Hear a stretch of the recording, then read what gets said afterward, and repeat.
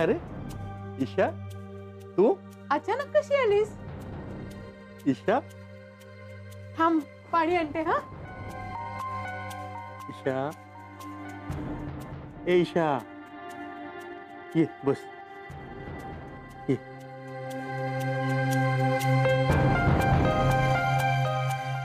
बस. घे पाणी घे. ईशा पाणी घे. आणि अशी अचानक कशी काय आलीस तू? एक फोन करायचा ना आम्हाला. हो ना, म्हणजे काही महत्वाचं काम होतं का इथे? विक्रांत सर पण येणार आहेत का? सांगून आलीस ना त्यांना? काय ग ईशा, अगं बोल. ईशा,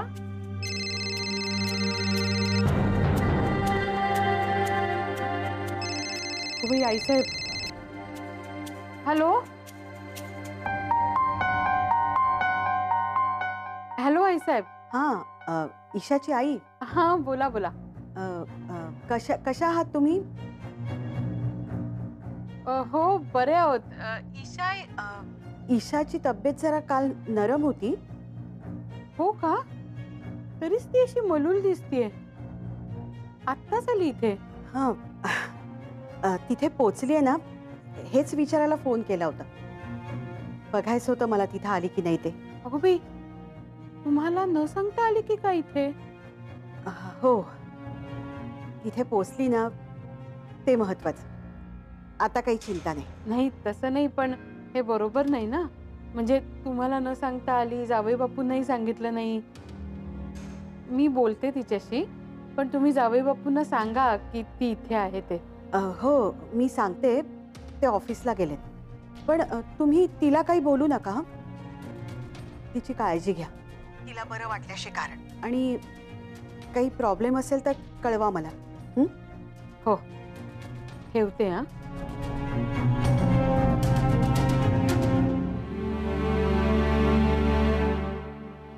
ईशा, अगं हे वागणं बरोबर नाहीये. काय झालं? अहो, कुणालाही न सांगता आली आहे ही मुलगी. हे बरोबर नाहीये ग. चिडल्या का आई साहेब? अहो, ती माणसं चांगली आहेत म्हणून ठीक आहे. मी असते ना तर नक्की चिडली असते. असं वागतात का?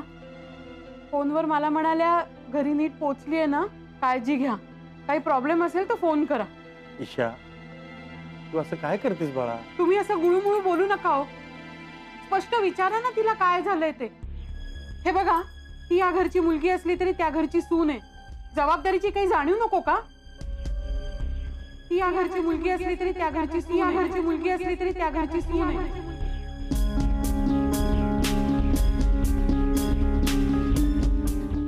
काय झालं बाळा? ए बाबू, रडू नको. पुष्पा, कशाला बोलतेस का तिला? जरा दमानं घ्यायचं ना. हो, आता मला काय माहिती काय झालंय. तिने सांगितलं तरी का? मी फक्त म्हणलं की ती त्या घरची सून आहे, तिने जबाबदारीने वागायला नको का, एवढंच. कुठली सून, कुठली मुलगी, कोण आहे मी नक्की? म्हणजे काय बोलतेस ईशा तू? म्हणजे मला मी कोण आहे हेच कळत नाहीये. आणि कोणी सांगत नाही आणि सांगणारही नाहीये. अगं बाळा, काहीतरीच काय बोलतेस तू? तू कोण आहेस म्हणजे काय? तू ईशा आहेस आणि आत्ताची ईशा विक्रांत सरंजामे आणि त्या आधीची ईशा निमकर. आणि त्याआधीची त्या आधी म्हणजे कधी? काय बोलतेस काय तू?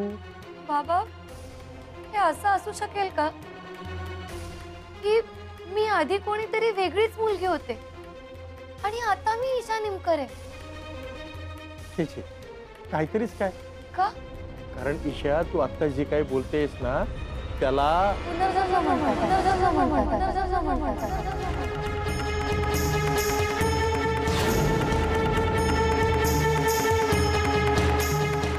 बाबा सांगा ना, पुनर्जन्म असतो का? आई सांग ना मला, असतो का पुनर्जन्म? काय सांगू आम्ही आता तुला?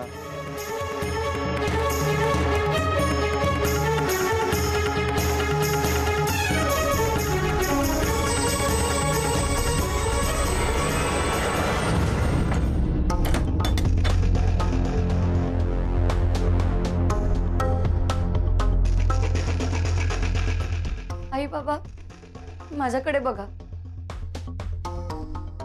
मी ठीक वाटतेय ना तुम्हाला? नाही म्हणजे मी आले तेव्हा ठीक नव्हते, पण आता मी एकदम व्यवस्थित आहे. वाटते ना तुम्हाला मी नॉर्मल? म्हणजे हे आपलं घर, निमकरांचं घर. मी ईशा निमकर, तुम्ही अरुण निमकर आणि तू पुष्पा निमकर. आपल्या बाजूला रुपाली आणि बिपिन राहतात. आपल्या चाळीमध्ये महिमकर काका, सावंत काका आणि पटेल काका सुद्धा राहतात. एक मिनिट.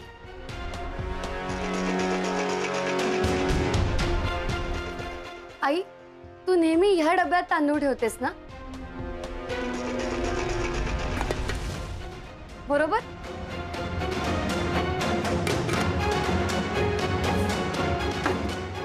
बाबा, तुम्ही आंघोळ केल्यानंतर पूजा करूनच मग ब्रेकफास्ट करता, हो ना? आणि मी कायम ह्या समोरच्या खिडकीत बसून अभ्यास करायचे. अगं ईशा, त्याचा काय संबंध आहे इथे? असं का बोलतीयस तू?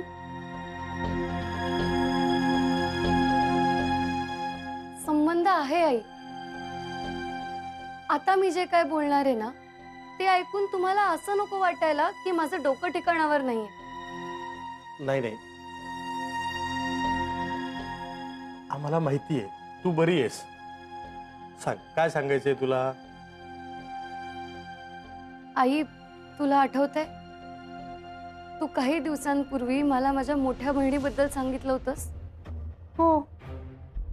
इतकी वर्ष माझ्यापासून लपवून ठेवलेली गोष्ट अचानक माझ्या समोर आल्यामुळे मला शॉक बसला होता. सॉरी बेटा, पण तुझ्यापासून ते लपवण्यापाठीमागचं कारण एवढंच होतं की ते बाळ आमच्या बरोबर फक्त 3 महिनेच होतं आणि नंतर आम्ही ते दुःख आयुष्यभर मागे टाकलं ग. मला कळतंय बाबा, आणि माझी काहीच तक्रार नाही याबद्दल. मीही तुमच्या दोघांपासून काही छोट्या छोट्या गोष्टी अनेकदा लपवून ठेवल्यात, फक्त तुम्हाला त्रास होऊ नये म्हणून. पण त्यामागचा माझा हेतू स्वच्छ होता. ईशा, तुला जे काही सांगायचंय ना ते आता लवकर सांग. मला ना भीती वाटायला लागली आता. आई, आपल्यासारखी माणसं खोटं बोलतात कारण आपल्या माणसांना त्रास होऊ नये म्हणून. पण ह्या जगात अशीही काही माणसं असतात जी कोणाचाच आणि कसलाच विचार न करता खोटं बोलतात, आणि ह्या खोटं बोलण्याने फक्त त्रास होतो, खूप त्रास.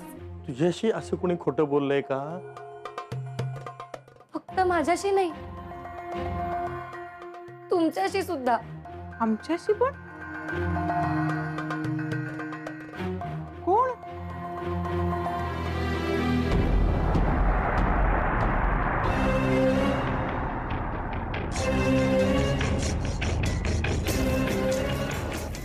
आहे एक असा माणूस, त्याचं नाव आहे गजा पाटील. काय? पण हे नाव याआधी मी कधी ऐकलं नाही. बाबा, आपण कोणीच हे नाव आधी ऐकलेलं नाहीये, पण ह्याच माणसाचं दुसरं खोटं नाव आपण सगळ्यांनी ऐकलंय. आपण त्या माणसालाही नीट ओळखतो. अगं कोण? त्या माणसाचं नाव आहे विक्रांत सरंजामे. विक्रांत सरंजामे. विक्रांत सरंजामे. विक्रांत सरंजामे. काय? म्हणजे तुला म्हणायचंय की जावई बापूंचं खरं नाव गजा पाटील. हं? अहो, मी काय बोलतीये? बाबा, माझं आमच्या ऑफिस मधलं सगळ्यात कौतुकास्पद काम कोणतं? तू राजनंदिनी साडीची हेड झाली होतीस ते. नाही, ते मला सरांनी केलं होतं. पण मी स्वतःहून काम केलेलं कोणतं? हा, तू ऑफिस मधला तो मोठा फ्रॉड शोधून काढलास ना ते. हं, हो. बरोबर. बाबा, हा फ्रॉड शोधून काढताना पहिल्यांदा गजा पाटील हे नाव माझ्या समोर आलं. तुमच्या कंपनीत फ्रॉड करणाऱ्या माणसाचं नाव आहे गजा पाटील.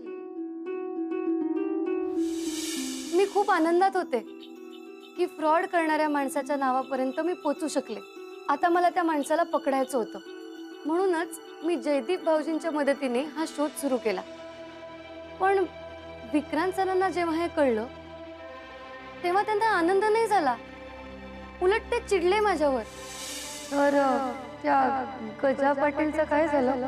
ईशा, तुला किती वेळा सांगितलं की गजा पाटील हे नाव आपल्या घरात विचारू नकोस. कोणी ऐकलं तर काय परिणाम होतील त्याचे, तुला कळत नाही काय? तर मला वाटतंय की पकडला जायला पाहिजे, तर तो लगेच पकडला जाणार. त्याला वेळ लागतो का? त्यांनी हे सगळं काम स्वतःकडे घेतलं आणि गजा पाटीलला पकडलं आणि जेलमध्ये टाकलं. नमस्कार. नमस्कार. आज का तो गजा पाटील? आज येऊन जा. घेऊन चला यायला. साहेब सोडा, साहेब सोडा, माफ करा साहेब. मी भेटले सुद्धा होते त्या गजा पाटीलला आणि मग अशाच एक एक गोष्टी घडत गेल्या. आई साहेबांना जेव्हा गजा पाटील विषयी कळलं तेव्हा त्यांना चक्कर आली. आशीर्वाद तर आहेच ग. पण विक्रांतचं मोठं काम हलकं केलंयस तू. आता त्या गजा पाटीलला म्हणावं खा जेलची हवा. गजा पाटील? हो मग काय, त्यांनीच तर गफला केला होता ना, म्हणून तर त्याला अटक केली. आई अगं,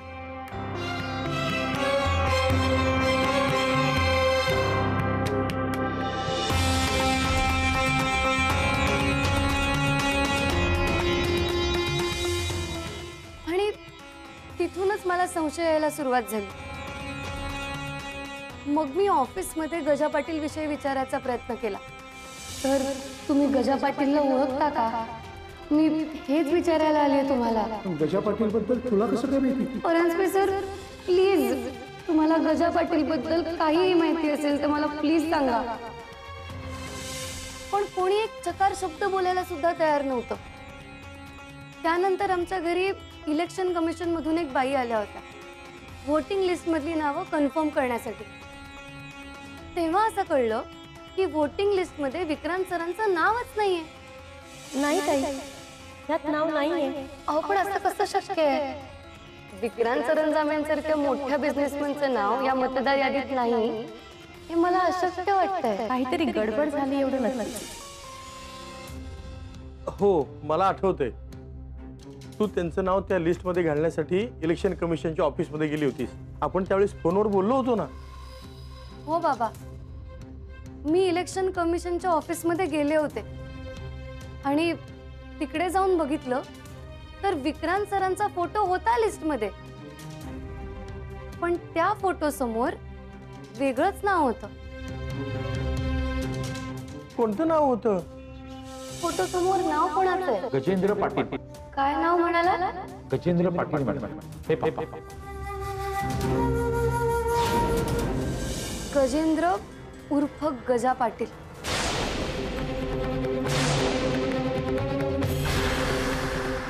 गजा पाटील म्हणजे जावई बापू गजेंद्र पाटील. तरी सुद्धा माझा सरांवरती विश्वास होता. मला वाटलं की त्या व्होटिंग लिस्ट मध्येच काहीतरी चूक असणार. नाही म्हणजे सरांनी पकडून दिलेल्या माणसाचं नाव पण गजा पाटील आणि सरांचं नावही गजा पाटील. असं कसं होऊ शकतं? खरं काय खोटं काय कसं कळणार मला? हे तुझं सगळं बरोबर आहे ग, पण बाळा एका नावाची दोन माणसं असू शकतात ना. हो बाबा, हा विचार माझ्याही डोक्यात आला आणि म्हणूनच रुपालीच्या मोहिते काकांकडे आम्ही चौकशी करायचं ठरवलं. त्यांना आम्ही जेल मधल्या गजा पाटील विषयी माहिती काढायला सांगितली. बाबा, तेव्हा असं कळलं की सरांनी पकडून दिलेल्या गजा पाटीलला केव्हाच सोडून दिलंय. रुपाली, काय म्हणले मोहिते काका? अगं, ते म्हणाले की त्या गजा पाटलाला सोडून दिलं. काय? हा, आणि ते सुद्धा लगेच दुसऱ्या दिवशी बेलवर. बेलवर? त्याच्यावर कुठलीच कारवाई करण्यात आली नाहीये.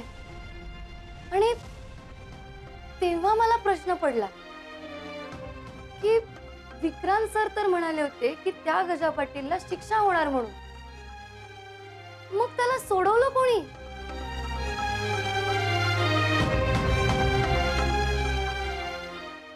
आई तुला आठवतंय त्या दिवशी तुम्हाला लिंबू मिरची आणायला पाठवलं होतंस? माझं नशीब बघ ना, ज्या पेपरमध्ये ती लिंबू मिरची गुंडाळून दिली होती त्या पेपरात अशी बातमी होती की सरांनी पकडून दिलेल्या माणसाचा अपघातात मृत्यू झालाय. कार आणि कंटेनरचा अपघात, दिनेश गावडे यांचा मृत्यू.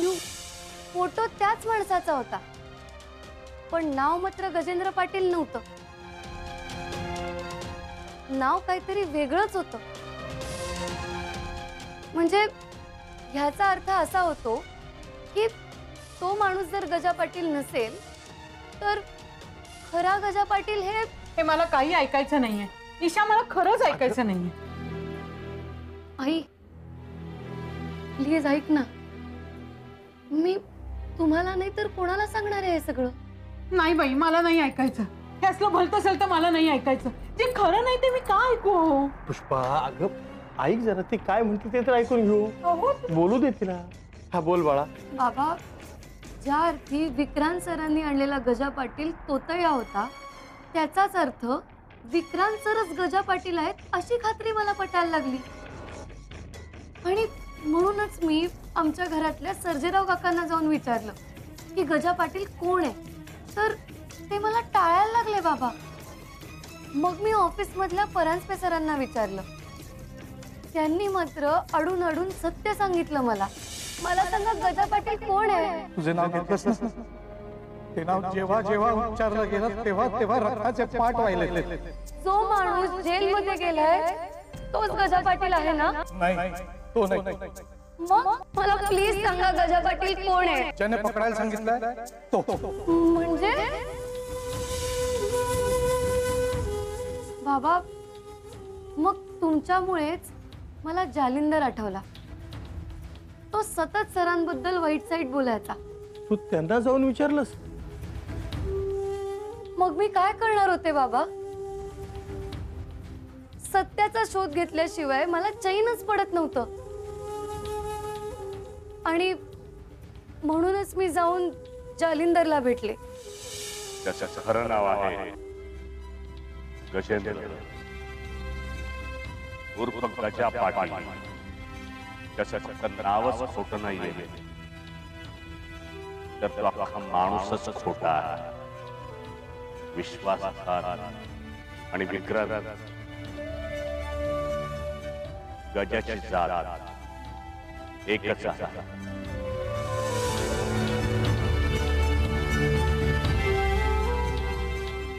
हा सरळ सरळ विश्वासघात आहे. हो बाबा, विक्रांत सरांनी आपला विश्वासघात केलाय. मला नाही पटत हो. जावई बापू असं कसं वागतील? किती चांगले आहेत ते.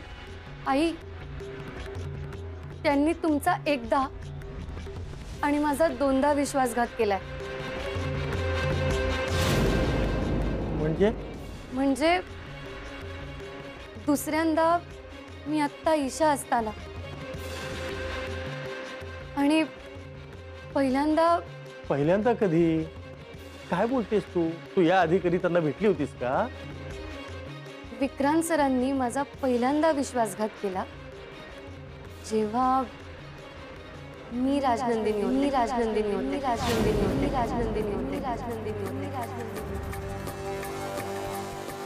तुम्हाला खूप आवडतेस राजनंदिनी. I love you.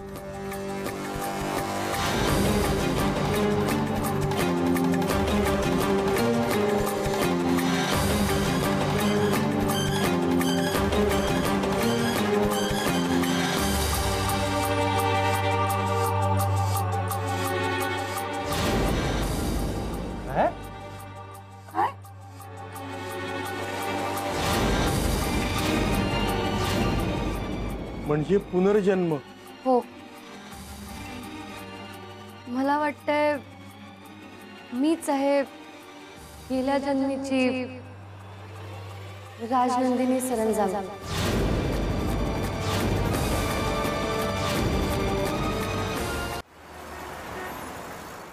मला माहिती आहे, या कॉन्फरन्ससाठी मी दरवर्षी येतो न चुकता. पण यावेळेस मी अजून कन्फर्म करू शकत नाही. नाही, एका गोष्टीच्या कन्फर्मेशनसाठी मी थांबलोय. ते झालं की माझी कलिग तुम्हाला कळवेल. ओके? हा सारिका, मी तुला सांगितलं होतं ना की कर्जतच्या घरी फोन करून विचार ईशा आली का म्हणून. अजून एंगेज लागतोय. तू ट्राय कर.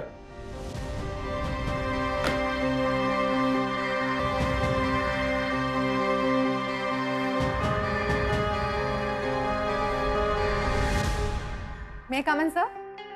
ये.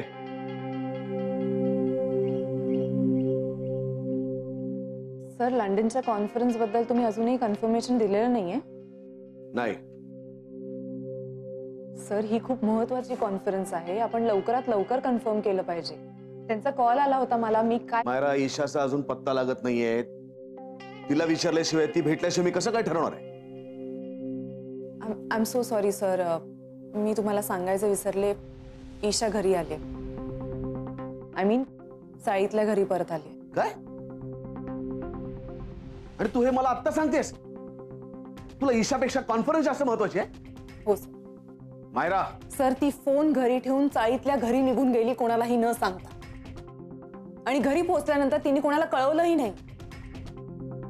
आणि तुम्ही उगाच तिची काळजी करत बसलात सर. तुला कसं कळलं? मला आईसाहेबांनी सांगितलं. आय मीन आईसाहेबांनी तिच्या घरी फोन केला होता तेव्हा त्यांना कळलं. थोडक्यात आईसाहेबांनी एफर्ट्स घेतले, ईशाने नाही. जगातल्या सगळ्यांना ईशाची काळजी आहे, पण ईशाला कोणाचीही काळजी नाहीये सर. सो प्लीज आपण ही लंडनची कॉन्फरन्स लवकरात लवकर कन्फर्म करूया. तुमचं जाणं खूप महत्वाचं आहे सर. प्लीज.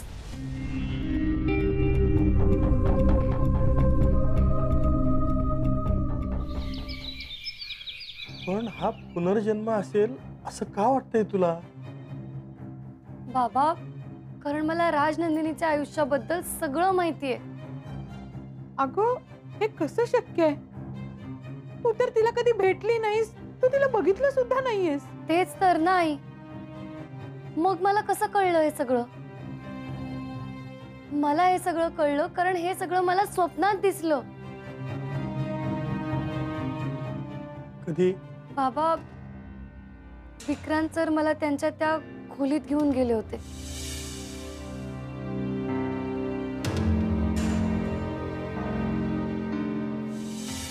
बाई, काय होतं त्या खोलीत?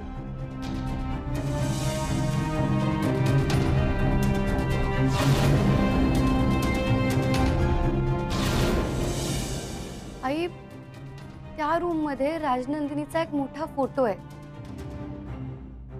आणि आमच्या त्या घरात तो फोटो सोडून दुसरीकडे कुठेच राजनंदिनीचा फोटो नाहीये. तोच फोटो मधला चेहरा होता जो मला परातीत दिसला होता. आणि तो पाहून माझ्या डोळ्यासमोर एकदम अंधारी आली. मला एकदम चक्कर आली.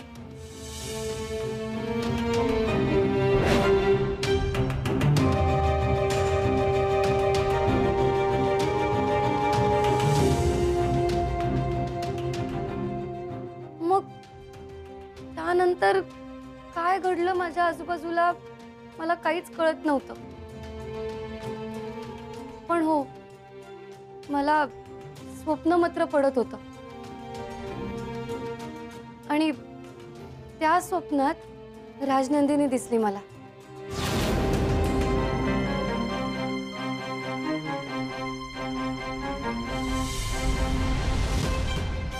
हे कसं शक्य आहे? आई, अगं, ज्या राजनंदिनीला मी कधी बघितलं सुद्धा नाही, ती जर मला परातीत दिसू शकते तर हे होऊ शकतं ना. आणि एवढंच नाही तर राजनंदिनीचा अख्खा जीवनपट माझ्यासमोर उलगडला. बाबा, राजनंदिनी दादासाहेबांबरोबर ऑफिसमध्ये काम करायची. तिची आणि गजा पाटीलची पहिली भेट आमच्यासारखीच रिक्षेत झाली होती.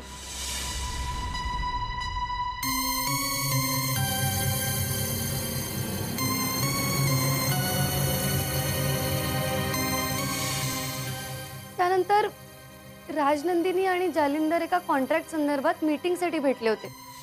सरंजामे इंडस्ट्रीसाठी काम करणं हे यशोदा मेंटेनन्सचं स्वप्न आहे मॅडम. त्यासाठी आम्ही गेले वर्षभर मेहनत घेऊन आमचं नेटवर्क तयार केलं. तिथे राजनंदिनीला गजा पाटील पुन्हा एकदा भेटला. सर इंटरव्ह्यू साठी किती वेळ थांबायचं अजून? किती? गजा पाटील जालिंदरकडेच काम करायचा आणि राजनंदिनीला जिंकण्यासाठी गजा पाटीलने तिथे एक मोठा फ्रॉड केला.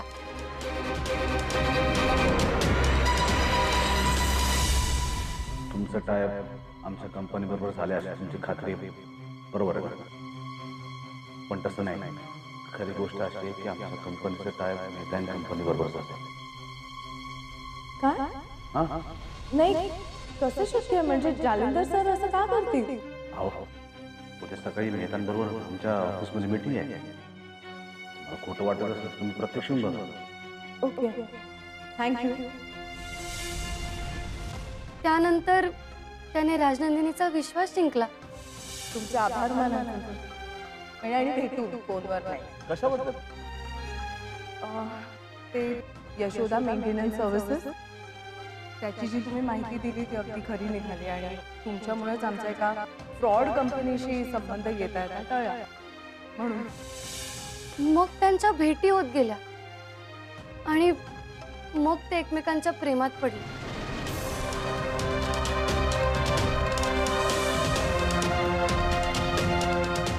तुम्हाला खूप आवडतं का सांगता? I love.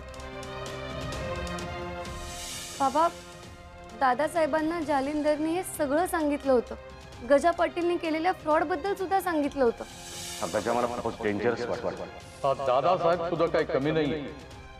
माझ्या मुलीला त्याच्यापासून कसा दूर ठेवायचा हे मला पक्का ठाऊक आहे. त्यामुळे दादासाहेबांना गजा पाटील फारसा आवडत नव्हता. त्यांना गजा पाटील विषयी संशय होता. पण राजनंदिनी मात्र गजा पाटीलच्या प्रेमात पडली होती. त्या दोघांनी लग्नही केलं. दादासाहेबांना तो फारसा आवडत नसतानाही त्यांनी हे लग्न होऊन दिलं. ते फक्त राजनंदिनीसाठी, तिच्या प्रेमासाठी. मग राजनंदिनीने गजा पाटीलला विक्रांत हे नाव दिलं. मला नेहमी वाटायचं यातला विक्रांत खरोखर माझ्या आयुष्यात यावा. या कथेचा नायक. हो, मला नावच इतकं आवडायचं की काय मी म्हटलं की बदलूया म्हणून. विक्रांत खरं म्हणतात. विक्रांत म्हणजे जावई बापूंना विक्रांत हे नाव त्यांच्या पहिल्या बायकोनी राजनंदिनीने दिलं होतं. होय. आणि एवढंच नाही तर तिने त्यांना सगळे ऑफिसमधले अधिकार सुद्धा दिले होते. दादासाहेब माझी कमतरता भरून काढण्यासाठी एक उत्तम व्यक्ती विक्रांत. होय Vikrant, you are the new CEO of our company. त्यामुळे विक्रांत सर हळूहळू ऑफिसचा कब्जा घ्यायला लागले. मी सांगतोय की यानंतर तुमची सगळी कामं तुम्ही झेंड्यांच्या सल्ल्याने करायची. पण विक्रांत साहेब, आय एम सॉरी विक्रांत साहेब, मी आता राजनंदिनीची जागा कोणी घेतली? तुम्ही. यानंतर आपल्या कामामध्ये परंतु हे असे काही शब्द आणायचे नाही. म्हणजे काम कसं एकदम सुरळीत होईल. दादासाहेबांना हे सगळं समजत होतं. परांजपे त्यांना अनेक वेळा हे सांगायचा प्रयत्न करत होते की ऑफिसमध्ये बदल होत आहे. सध्या ना मला ऑफिस मधलं वातावरण खूप विचित्र वाटतं. का? काय झालं? ते विक्रम एक झेंडे नावाचा माणूस माझ्या डोक्यावर आणून बसला. काय? हो ना, मला म्हणे आता त्याला रिपोर्ट करायला लागला. त्याच्या सल्ल्यानं, त्याच्या सांगण्यानुसार माझी कामं मला करावी लागली. परांजपे, मी त्याला ऑफिसात घुसू देणार नाहीये. त्याचा बंदोबस्त केलाच पाहिजे.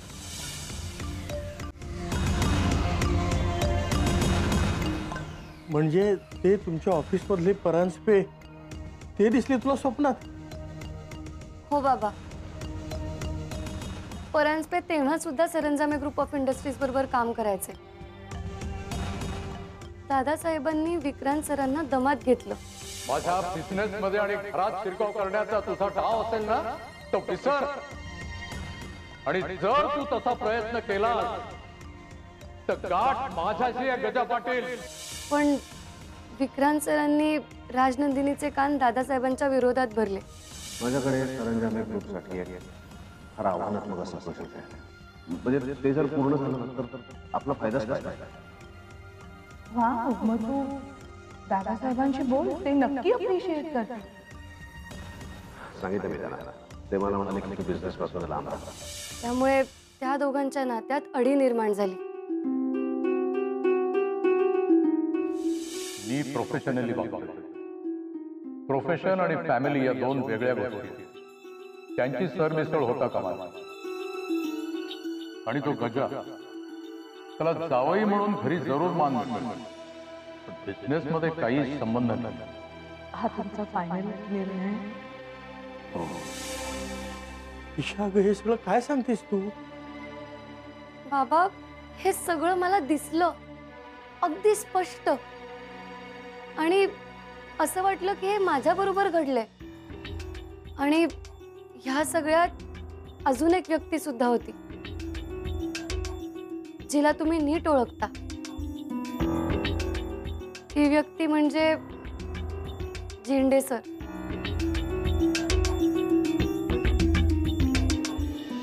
ते पण यात सामील आहे? हो आई. आणि दादासाहेब त्यांच्या मार्गात येत आहेत याची खात्री पटल्यावर विक्रांत सरांनी झेंडे सरांच्या मदतीने त्यांची औषधं बदलून त्यांना मारून टाकलं.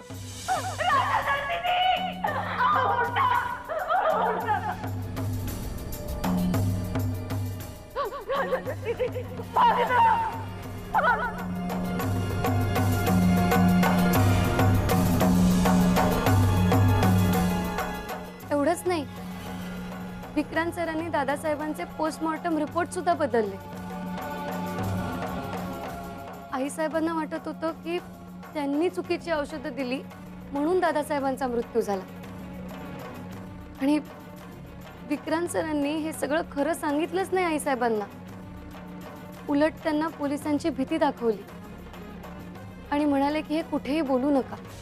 ही गोष्ट बाहेर कुठेही बोलायची नाही, कोणालाही सांगायची नाही. ही गोष्ट फक्त आईसाहेब तुमच्यात आणि माझ्यात राहिली पाहिजे. तिसऱ्या कानाला ही गोष्ट कळता कामा नये. तुम्ही नसतात तर काय झालं असतं विक्रांत?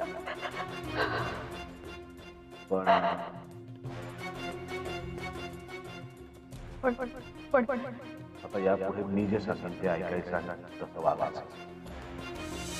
आईसाहेब बिचाऱ्या आजही या दबावाखाली जगतायत आई. मग काय, जालिंदरला विक्रांत सरांविषयी संशय आलाच होता आणि त्यांनी राजनंदिनीला सांगायचा प्रयत्न केला. दादासाहेबांना सुद्धा गजाचे हे धंदे माहीत झाले होते. त्यानेच काहीतरी कांड करून दादासाहेबांना मारलाय. नको तेवढा विश्वास नका ठेवू त्या गजावर. शिरपूरकर नावाचा माझा एक माणूस, त्याला विचारा आणि खात्री करू. तेव्हा त्याच्या ऑफिस मधल्या शिरपूरकरांचा खून झाला. सरांनी घडून आणला? हो, पण अजूनही जालिंदर मोकळाच होता. मग झेंडे सरांनी त्याला शिरपूरकरांच्या खुनात अडकवलं. खून झाला? हे नाटक नाही करायची, आमच्याकडे सगळे पुरावे आहेत. आताच कळतंय प्रत्येक कुणी हा असाच बोलतो. आणि तो जेलमध्ये गेला. तोपर्यंत राजनंदिनीला संशय आलाच होता. ती स्वतः जालिंदरला भेटायला जेलमध्ये गेली. गेल्या वेळी मला भेटलो ते हे सांगण्यासाठी की गजा पाटलावर विश्वास ठेवू नका. माझ्या कंपनीत सुद्धा त्यानेच फ्रॉड केला होता, हे पटवून द्यायचं होतं मला. त्यानंतर मात्र मी दादासाहेबांचा मृत्यू कसा झाला हे शोधून काढलं. ती स्टोरी गजा पाटलाची आहे. खरं कारण वेगळंच आहे. काय कारण? दादासाहेबांचा मृत्यू चुकीचं औषध दिल्यामुळे झाला.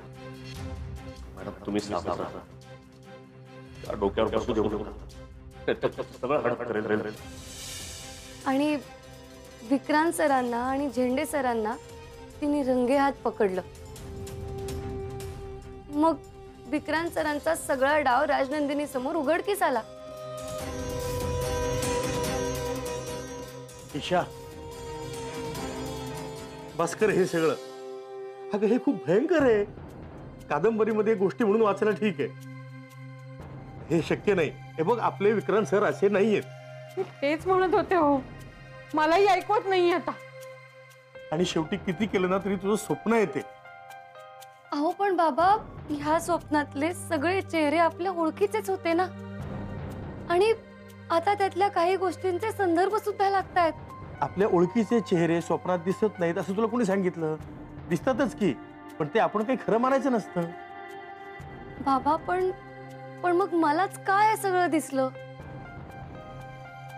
राजनंदिनीला तर मी ओळखतही नव्हते, पण तिच्या आयुष्यात जे घडलं ते असं का वाटलं मला की माझ्याच आयुष्यात घडलंय म्हणून? असं का वाटलं मला? असं का दिसलं माझ्या स्वप्नात? हे बघ, आपण सतत ज्या गोष्टीचा विचार करत असतो ना, तीच गोष्ट आपल्याला स्वप्नात दिसते वेगवेगळ्या स्वरूपात. पण ते खरं धरायचं नसतं. आणि स्वप्न तर तुला लहानपणापासून पडतात. अष्टमीला त्यात काय नवीन आहे? हे त्यातलंच एक वाईट स्वप्न समजून विसरून जा बाळा. आई, ज्या दिवशी विक्रांत सरांनी राजनंदिनीला मारून टाकलं तो दिवसही अष्टमीचाच होता. आणि मला ज्या दिवशी स्वप्न पडलं तो दिवसही अष्टमीचाच होता.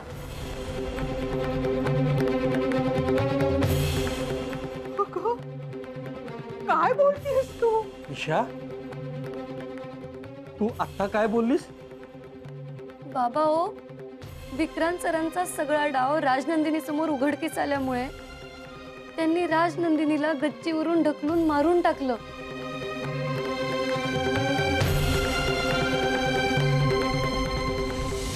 तुला माफ करायचं नाही. तू माझं ऐकत नाही. मी तुझ्याकडे फक्त एका संधीची भीक मागत होतो, पण त्यालाही तू नाही म्हणतेस. तुला दादासाहेबांची माफी मागायची आहे. ती संधी मी तुला दिली.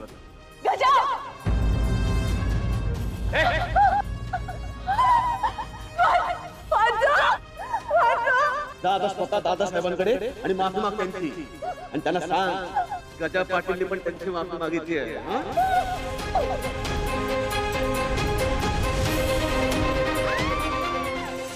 हाच होता माझ्या स्वप्नांचा शेवट.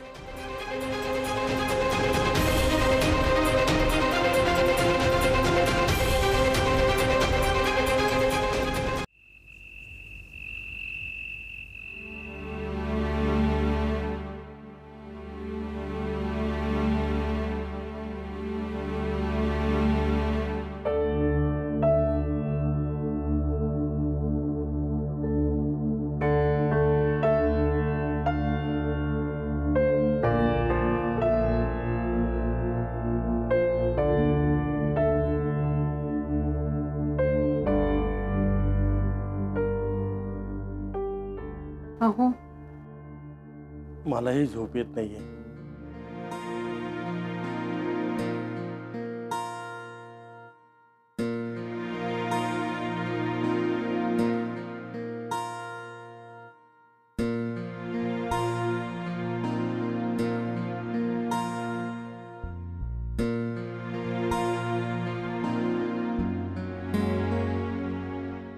आज जरा बरी झोप लागली आहे तिला. ही झोपलीये छान, पण आपली झोप उडाली. अहो, कुणी करणी केली नसेल ना? काहीतरीच काय. अहो, ती जे काही सांगत होती ते स्वप्न कोणाला खरं वाटेल का? तर ती जी काही सांगते त्यावर विश्वास ठेवायचा की नाही काही कळतच नाही. जावई बापूंचा अनुभव आपल्याला किती चांगला आहे, ते असं कसं वागतील? हो, पण मग ईशा का कुठं सांगेल आपल्याला? इतकं भयंकर घडलं असेल?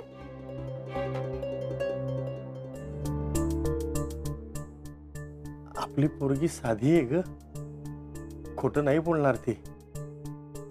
किती मनापासून बोलत होती ती. काय माहिती, पण आता ईशाला काय वाटत असेल त्याचा जरा विचार कर. हो, ईशा बरोबर ते किती छान वागलेत, म्हणजे आपल्या बरोबर पण ते किती छान वागलेत. ते कुणी असते? हा, मला नाही पटत. तर ईशात जर सगळं हे सांगते ना, तर ती म्हणते तसे असतीलही ते. असे कसे असतील?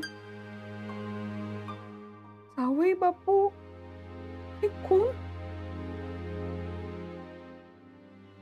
पुष्पा, अगं सत्ता आणि पैसा याच्यासाठी माणूस काहीही करू शकतो ग. आपल्यासारख्यांच्या समजण्या पलीकडचं आहे हे.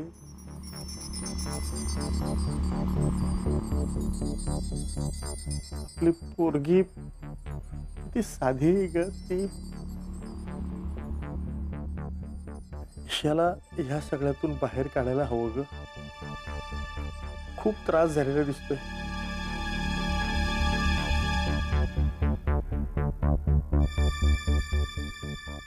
पुष्पा, आपल्या मुलीला या सगळ्यातून बाहेर काढायचं, तिला होणाऱ्या त्रासापासून तिला वाचवायचं. हो, आणि ती जे सांगते ते जर का सगळं खरं असेल ना, तर हा माणूस म्हणजे विक्रांत सर फारच पोहोचलेला माणूस आहे ग. आणि मी माझ्या मुलीला त्याच्या घरी नाही राहू देणार. हो हो, मग काय, आपण नाही पाठवायचं ईशाला तिथे, त्या घरी नाही पाठवायचं आपण. ईशावर हे मोठंच संकट आलंय ग. हो, मी सकाळी बोलते तिच्याशी. तुम्ही काळजी करू नका, झोपा तुम्ही. कसं झोपू? अहो जा झोपा. तुम्ही नाही झोपलात तर मलाही झोप लागणार नाही. जा झोपा, मी बोलते तिच्याशी.